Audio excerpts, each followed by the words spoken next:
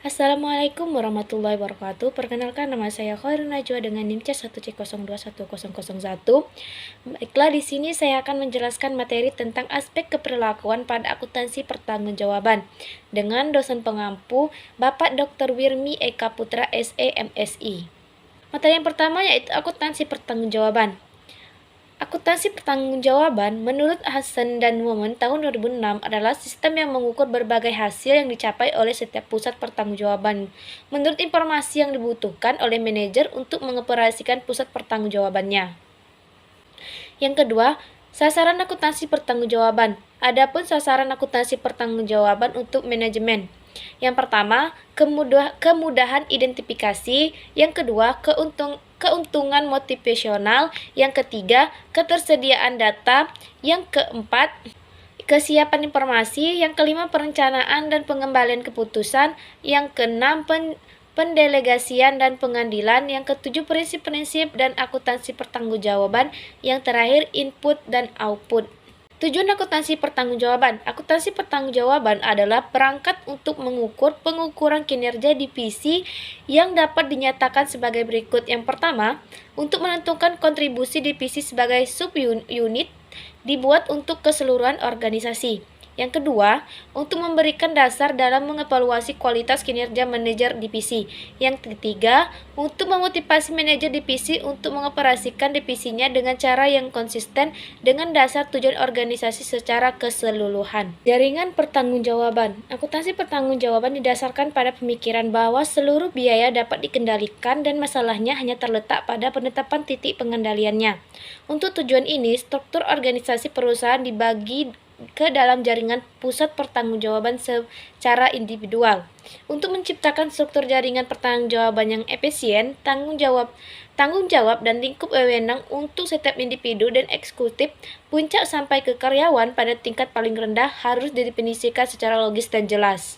Jenis-jenis pusat pertanggungjawaban. Pusat pertanggungjawaban dapat berupa sebagai berikut. Yang pertama, pusat pendapatan. Merupakan pusat pertanggungjawaban di mana outputnya diukur dalam rupiah, tetapi tidak dihubungkan dengan inputnya. Yang kedua, pusat biaya, yang mana merupakan bentuk pusat pertanggungjawaban yang digunakan secara luas. Yang ketiga, pusat laba. Pusat laba adalah segmen di mana manajer memiliki kendali atas pendapatan maupun biaya.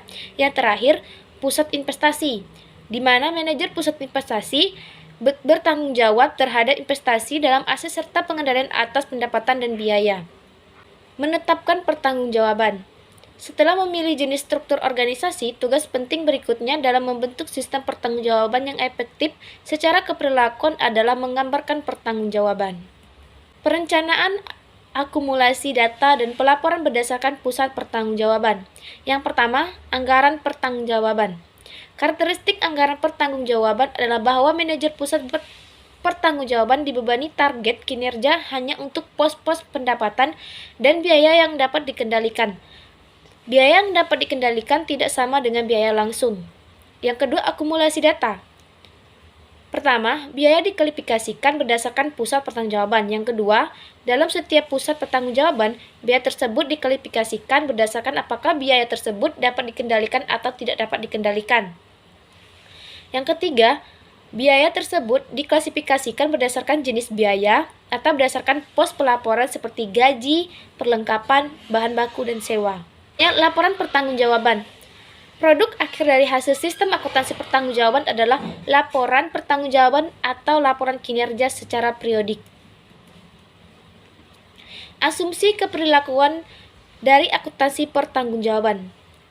Perencanaan pertanggungjawaban, akumulasi data, dan sistem pelaporan didasarkan pada beberapa asumsi yang berkenaan dengan operasi dan perilaku manusia berikut ini. Yang pertama, manajemen berdasarkan pengecualian. Manajemen berdasarkan tujuan, struktur pertanggungjawaban dan akuntabilitas mendekati struktur hierarki organisasi. Manajer dan bawahannya rela menerima pertanggungjawaban dan akuntabilitas yang dibebankannya melalui hierarki organisasi. Sistem akuntansi pertanggungjawaban mendorong kerjasama, bukan persaingan. Masalah-masalah dalam akuntansi pertanggungjawaban.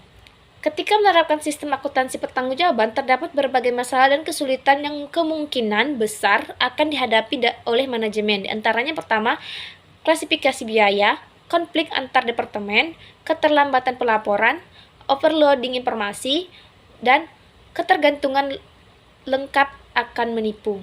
Baiklah, sekianlah materi yang dapat saya sampaikan. Lebih dan kurang saya mohon maaf. Saya akhiri. Wassalamualaikum warahmatullahi wabarakatuh.